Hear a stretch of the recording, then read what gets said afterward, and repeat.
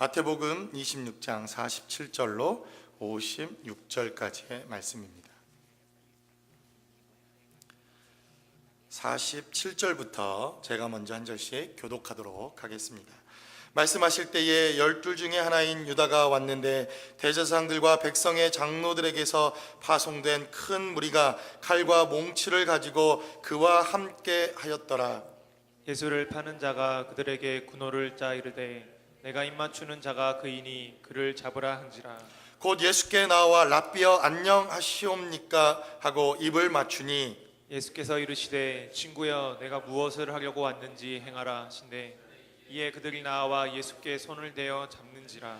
예수와 함께 있던 자 중에 하나가 손을 펴 칼을 빼어 대제사장의 종을 쳐 그 귀를 떨어뜨리니 이에 예수께서 이르시되 내 칼을 도로 칼집에 꽂으라. 칼을 가지는 자는 다 칼로 망하느니라. 너는 내가 내 아버지께 구하여 지금 12 군단 더 되는 천사를 보내시게 할 수 없는 줄로 아느냐. 내가 만일 그렇게 하면 이런 일이 있으리라. 한 성경이 어떻게 이루어지겠느냐 하시더라. 그때에 예수께서 무리에게 말씀하시되 너희가 강도를 잡는 것 같이 칼과 몽치를 가지고 나를 잡으러 나왔느냐. 내가 날마다 성전에 앉아 가르쳤을 때 너희가 나를 잡지 아니하였도다. 그러나 이렇게 된 것은 다 선지자의 글을 이루려 함이니라 하시더라. 이에 제자들이 다 예수를 버리고 도망하니라. 아멘. 겟세마네 기도가 끝났습니다. 우리는 지난 한 주간 이 본문의 말씀을 중심으로 하나님께서 어떻게 고난 주간을 준비하셨고 십자가를 준비하셨을 뿐만 아니라 그 십자가를 지시고 고난 가운데 거하시는 주님의 발걸음과 주님의 메시지를 통해서 우리는 어떻게 종려주의를 준비하며 이 고난 주간을 기억할 것인가에 대한 메시지를 한 주간 여러분들과 함께 말씀을 통해서 나누었습니다. 겟세마네라고 하는 이곳은 기름틀이라고 하는 이름을 가지고 있습니다. 주님께서 마지막 한 방울 그의 피까지 짜내시며 그의 기도와 그리고 우리를 향한 하나님의 사랑을 보여주신 곳이 바로 겟세마네라고 하는 이 장소였음을 우리는 말씀을 통해서 나누었습니다. 제자들과 함께 만찬을 마치시고 그리고 이 겟세마네에서 마지막 십자가를 위한 기도의 사역이 끝나자 이제 주님은 십자가를 지셔야 하는 마지막 고난의 길에 주님께서는 첫 걸음을 떼시는 메시지가 바로 오늘 본문에 기록되어져 있습니다.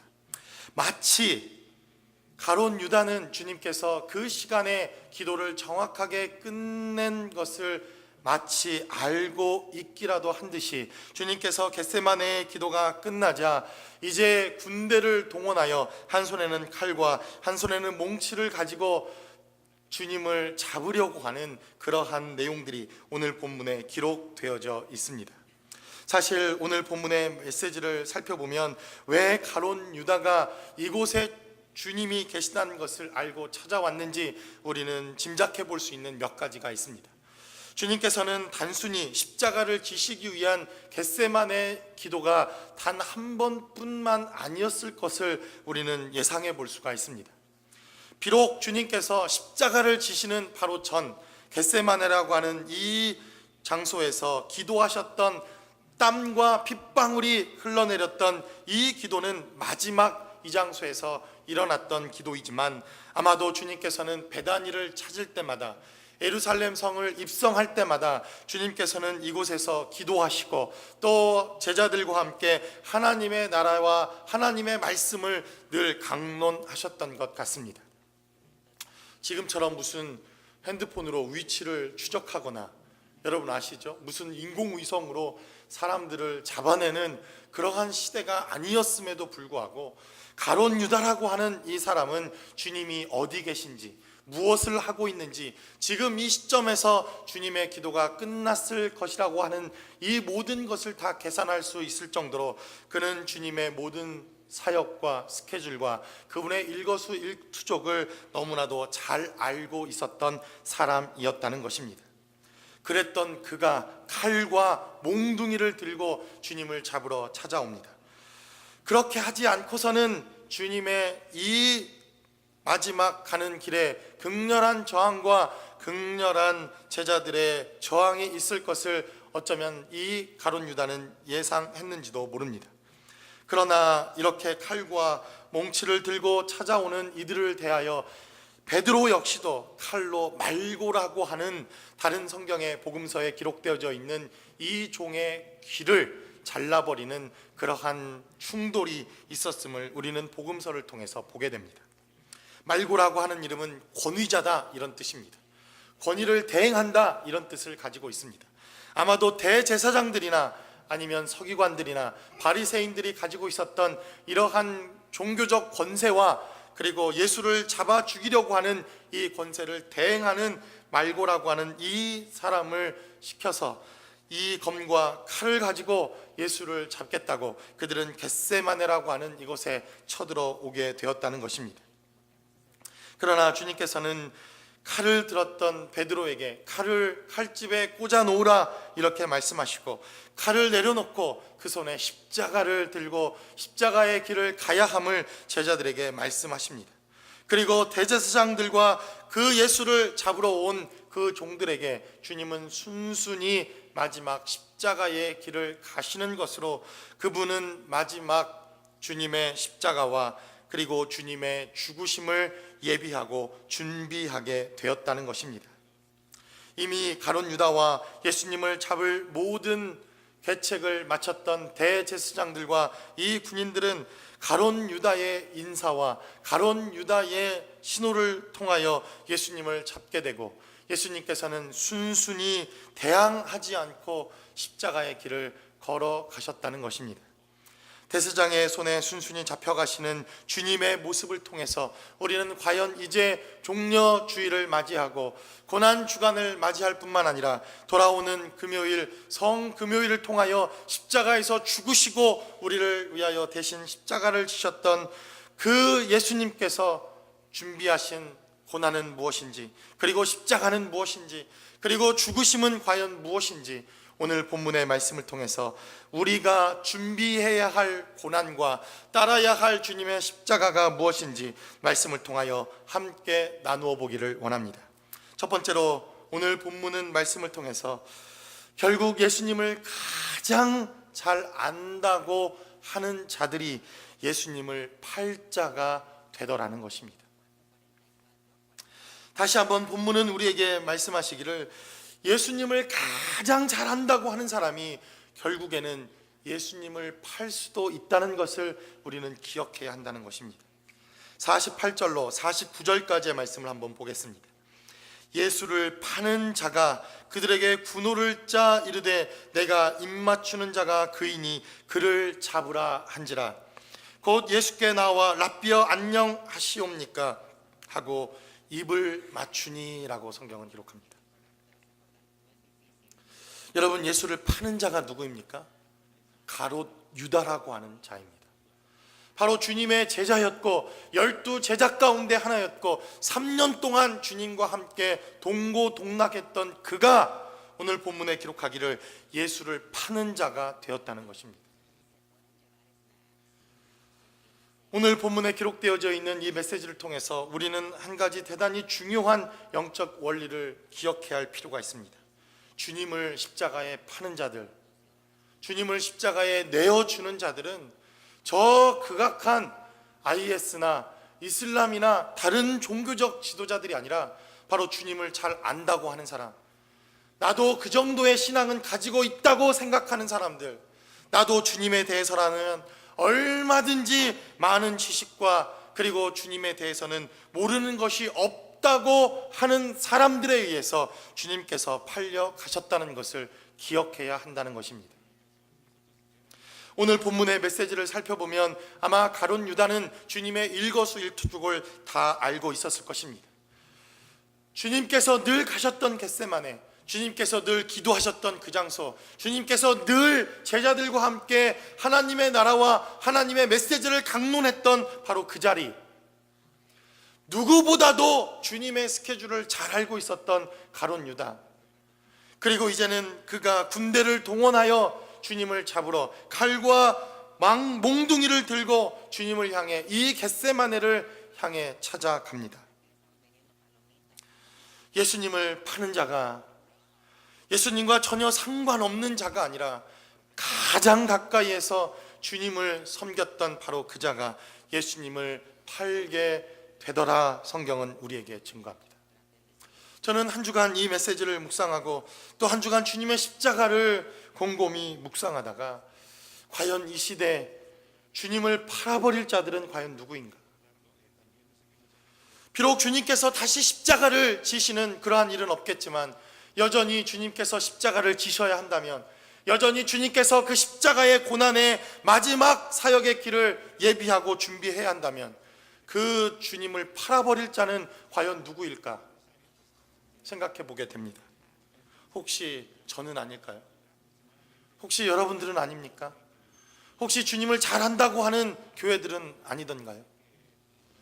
어쩌면 우리는 이 시대의 삶을 살아가면서 주님을 잘 안다고 하는 사람들 때문에, 아니 주님을 너무나도 잘 알고 있는 그들 때문에 우리의 몸된 교회나 주님이나 하나님께서 손가락질 당하고 멸시받고 조롱당하는 시대를 우리는 살아가고 있지는 않습니까? 여러분들이 교회를 등지게 된 계기는 어떤 것이었습니까? 교회의 상처와 그리고 예수 그리스도를 등지게 되었던 계기 중에 하나는 아마도 예수님을 너무나도 잘 안다고 하는 그 사람들의 행동과 삶의 태도 때문에 우리가 주님께 실망하고 교회에 실망하고 우리 신앙생활에서 낙심하거나 낭망하게 되지는 않던가요? 어쩌면 우리는 본문의 말씀을 통해서 우리가 준비해야 할 주님의 고난, 그리고 고난 주간은 바로 제자들이 생각했을 때 주님이 계셨던 바로 그 자리, 누구나 다 주님이 계실 것이라고 예상되어졌던 바로 그 자리에서부터 우리의 고난 주간은 시작되어야 함을 본문은 우리에게 증거합니다. 무슨 말씀입니까? 이 가룟 유다는 너무나도 주님이 있어야 할 그 자리가 어디인지를 잘 알고 계셨다는 것입니다. 다른 말로 하면 제가 여러분들을 아무런 사전에 연락 없이 여러분들을 무례하게 제가 이번 한 주간 방문하고 찾아간다고 가정해 봅시다. 여러분들을 제가 찾아가야 하는데 아무런 사전에 약속도 없습니다. 미리 여러분들에게 전화를 드린 것도 아닙니다. 아무런 사전에 언질도 없이 갑자기 여러분들을 주중 어느 날 여러분들을 찾고자 제가 여러분들이 과연 지금 어디에 있을까를 떠올렸을 때 여러분들이 있을 곳이라고 예상되어지는 바로 그 자리가 바로 저와 여러분들의 신앙과 삶을 결정하는 자리일 수 있다는 것입니다. 내용이 어렵습니까? 이야기가 좀 길어서 어렵습니까? 제가 여러분들을 찾아갈 때 여러분들이 있을 곳이라고 예상되어지는 곳, 그곳이 바로 여러분 그리고 저의 신앙의 삶의 모습이 되더라는 것입니다. 예를 들어봅시다. 더 간단하게 예를 들어봅시다. 제가 여러분들이 있을 만한 곳이 혹시 한 잔 꺾는 곳이거나 아니면 담화를 치는 곳이거나 아니면 땡기는 곳이거나 이런 곳이라고 생각되어진다면 그것이 바로 우리의 삶이요 우리의 신앙의 모습일 수도 있다라는 것을 우리는 기억해야 할 필요가 있다는 것입니다. 가룟 유다는 바로 주님을 생각하고 이 십자가를 준비하고 있는 이 시점에서 주님이 계실 만한 곳, 주님이 있을 만한 곳, 주님이 있어야 되는 곳으로 바로 겟세마네의 기도가 있는 장소, 피와 땀방울이 있는 바로 그 장소, 하나님을 위해서 주님의 모든 것을 걸고 기도하는 바로 그 장소, 그 장소에서부터 바로 십자가가 시작되어짐을 가룟 유다는 기억하고 생각하고 있었다는 것입니다. 저와 여러분들은 이번 한 주 여러분들은 어떤 삶의 장소에서 주님의 고난을 준비하시기를 원하십니까? 여러분들은 이번 한 주간 주님의 고난을 준비할 때 어떠한 삶의 자리에서 주님의 고난에 동참하시기를 원하십니까? 저는 여러분들에게 간절히 부탁드립니다. 저희는 지난 2주간 지난주부터 시작되어진 저녁 집회를 통해서 하나님의 고난을 묵상하고 주님의 고난에 동참하기를 원하는 우리의 삶의 자리에 고백과 예배가 있었습니다. 이번 한 주간 고난 주간을 맞이하는 여러분, 단 하루라도 고난에 동참하십시오. 예배에 참여하십시오. 주님의 겟세마네 그 기도가 있었던 그 자리에서 주님의 십자가를 예비하고 준비하시기를 바랍니다. 그때 우리의 삶의 자리에서 만나지는 주님의 고난과 그 십자가가 저와 여러분들의 삶의 자리를 결정할 것입니다. 이러한 주님의 고난에 동참할 수 있는 저와 여러분들이 되어지시기를 주의 이름으로 간절히 축원합니다. 어쩌면 저와 여러분들이 이 시대에 보다 더 주님의 십자가를 붙들어야 할 때라고 생각되어집니다. 주님을 잘 아는 사람, 아니 주님을 너무나도 잘 아는 사람들 때문에 사실 이 시대는 저 십자가가 손가락질을 당하고 주의 몸된 교회들이 손가락질을 당하고 주의 몸된 교회가 근심과 걱정을 당하는 시대를 살아가고 있지는 않은가. 우리는 우리의 삶의 자리를 다시 한번 살펴볼 수 있는 한 주간이 되시기를 주의 이름으로 간절히 축원합니다. 두 번째로 본문은 우리에게 증거합니다. 바로 본문의 메시지를 통해서 사단이 바로 예수님의 십자가 그리고 그분의 경륜과 섭리를 아는 한계가 무엇인지를 우리에게 보여주고 있다는 것입니다. 49절의 말씀을 한번 보도록 하겠습니다. 49절의 말씀을 통해서 곧 예수께 나와 랍비여 안녕하시옵니까 하고 입을 맞추었다. 성경은 이렇게 기록합니다. 저는 서두에서 첫 번째 말씀드리기를 바로 예수님을 가장 잘 아는 사람에 의해서 예수님이 팔리게 되었다, 여러분들에게 이렇게 말씀을 나누었습니다. 바로 가룟 유다는 그 대제사장의 종들과 군대와 한 가지 사인을 맞추고 왔습니다. 예수님을 잘 모르는 그 군대 사람들, 로마 병정들에게 말하기를 내가 입맞추는 자, 내가 인사를 나누는 자, 내가 가서 그와 입맞춤을 하는 그 자가 바로 너희가 붙잡아야 할 예수라고 하는 이 사인 하나를 가지고 와서 예수님께 그에게 안부를 묻습니다. 안녕하십니까 주님. 오늘 본문의 메시지를 살펴보면 이 가룟 유다는 예수께 나와 랍비여 안녕하십니까 라고 묻는 이 메시지를 증거하는 것을 보게 됩니다. 사단도 하나님의 아들이신 예수 그리스도를 알고 있었습니다. 복음서에 기록되어진 이 마태복음의 그 공생애의 시작에 사단은 예수님께 나와 내가 하나님의 아들이거든 이 떡덩어리가 이 돌덩이가 떡덩이가 되게 해달라고 그렇게 시험합니다. 내가 하나님의 아들이거든 뛰어내리라 말합니다. 내가 하나님의 아들이거든 천하 만국 모든 영광을 너에게 주겠다 이렇게 이야기합니다. 사단도 예수 그리스도가 바로 하나님이시요 하나님의 아들이라고 하는 사실을 우리보다 먼저 알고 있었음을 우리는 기억해야 할 필요가 있습니다. 그가 이 땅에 나셨을 때 2살 아래로 그 시점에서 낳았던 모든 자녀들을 다 죽이라고 하는 명령이 사단의 괴계와 사단의 역사를 통해서 있었음을 우리는 깨닫습니다.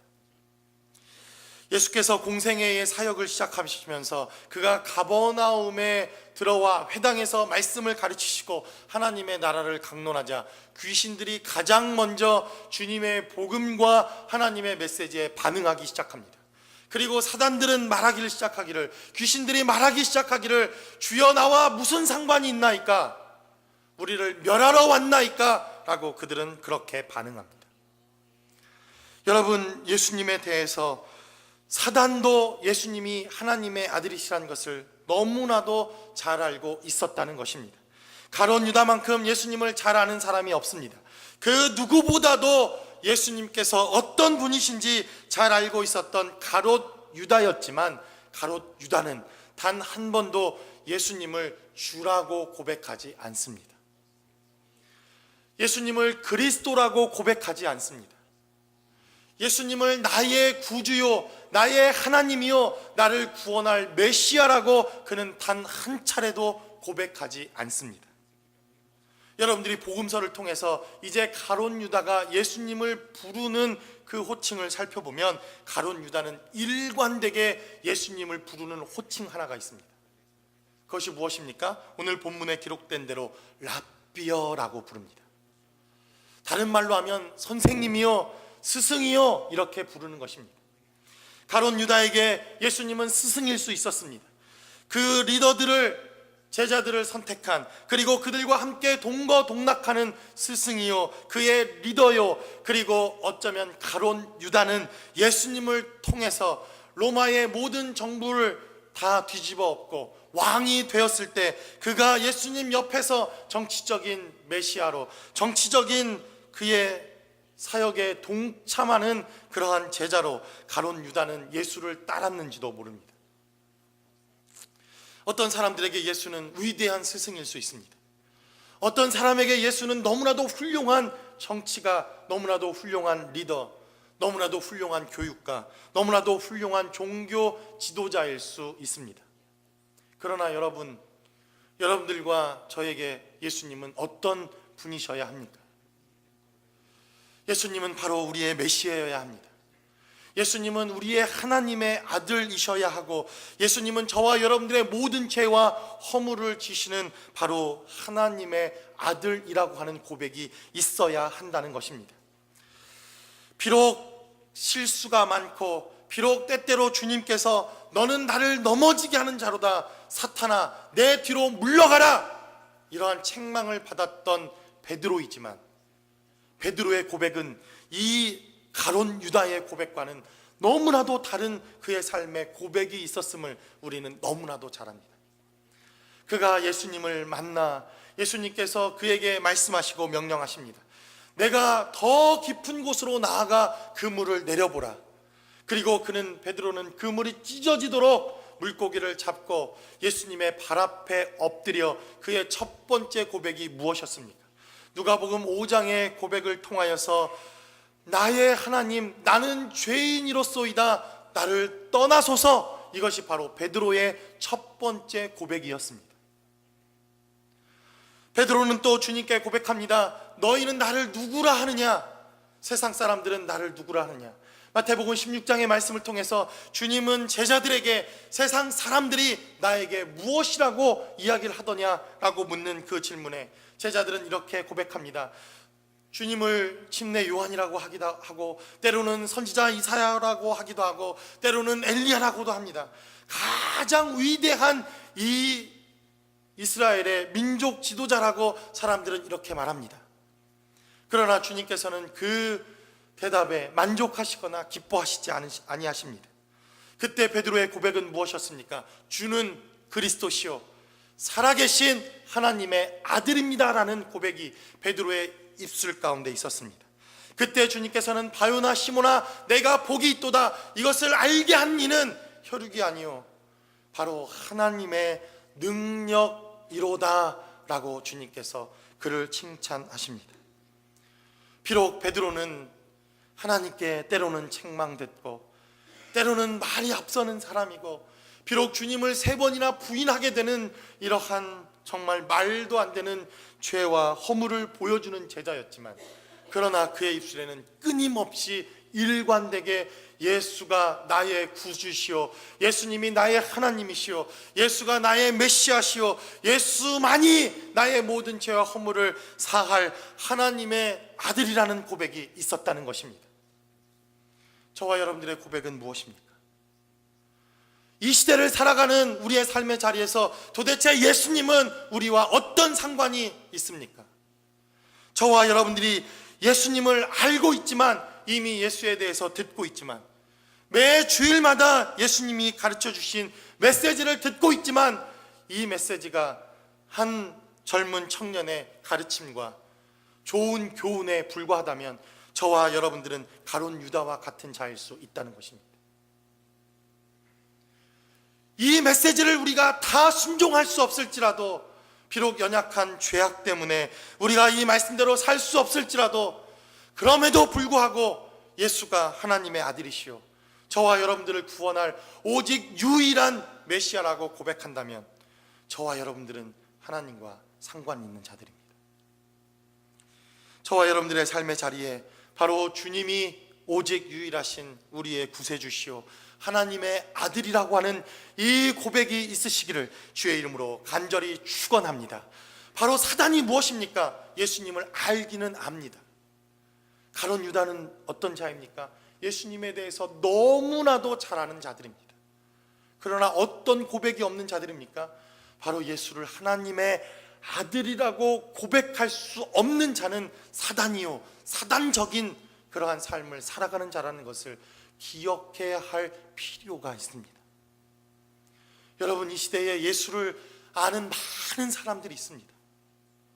나도 예수를 안다 이렇게 말하는 얼마나 많은 사람들을 만납니까?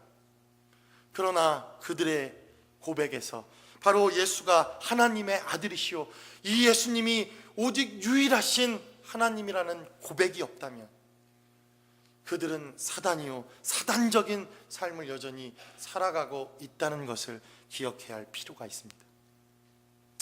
마지막으로 본문은 우리에게 기록합니다. 바로 세상은 그 십자가 가는 그 마지막 길에 칼과 몽둥이를 들고 주님을 영접하지만, 그러나 그 칼과 몽둥이를 이길 수 있는 유일한 방법은 십자가라고 하는 사실을 주님께서 우리에게 다시 한번 강조하시고 말씀하고 있다는 것입니다. 55절의 말씀을 우리 함께 찾아봅니다.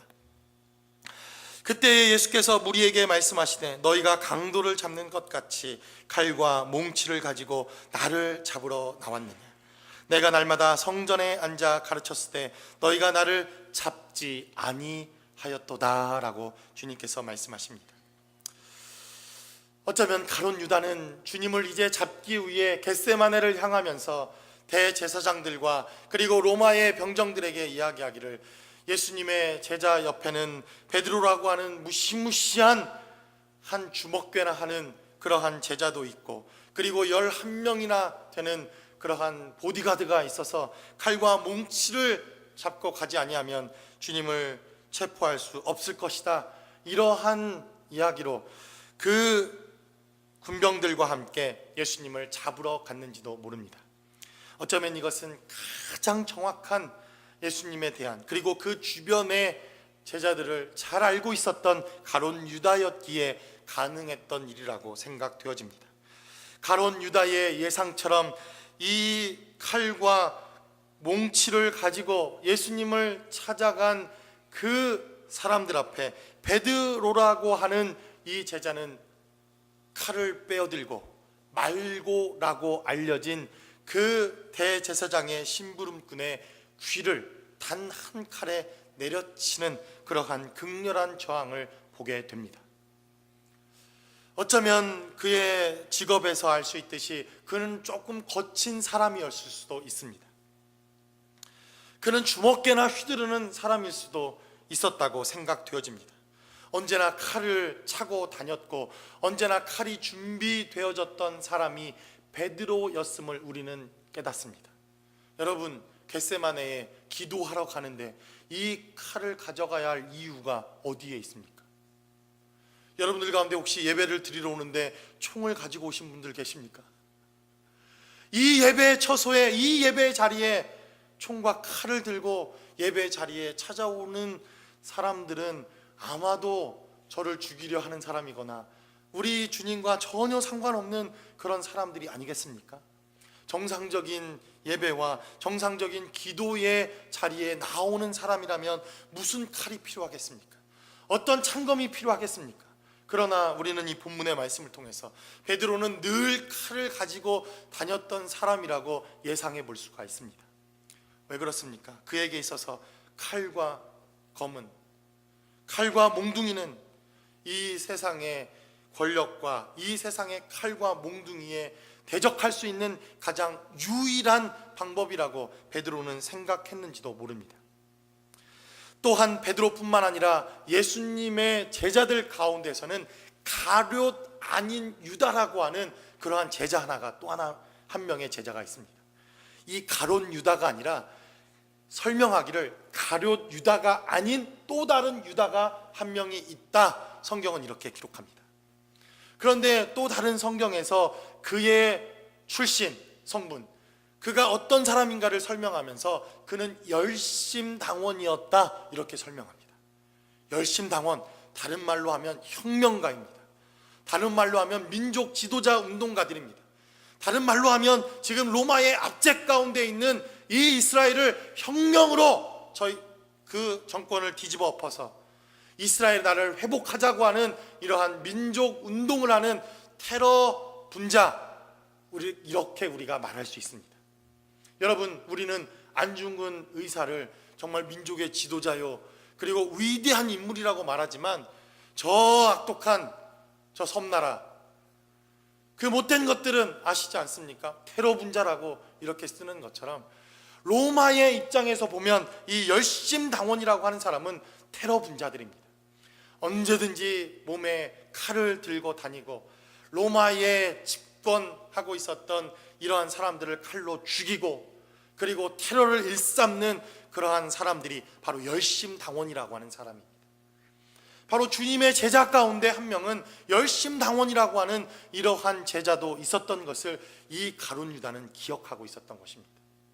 그래서 그들은 칼과 검과 이 몽둥이를 들고 예수님을 찾아갑니다.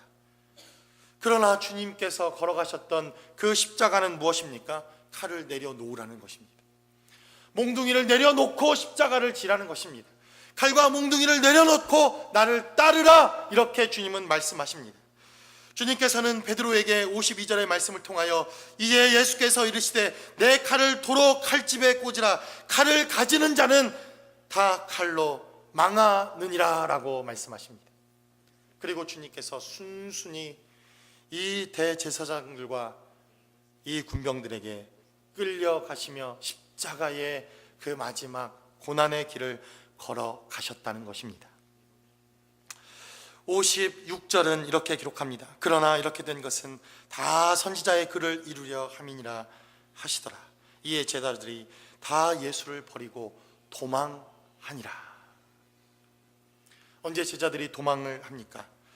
주님께서 내 안에 손에 들고 있는 그 칼을 버려두라, 내 손에 쥐고 있는 것들을 다 칼집에 꽂아놓고 다 내려놓고 십자가를 치고 나를 따르라, 이렇게 명령하자 제자들은 예수를 버리고 도망하기 시작합니다.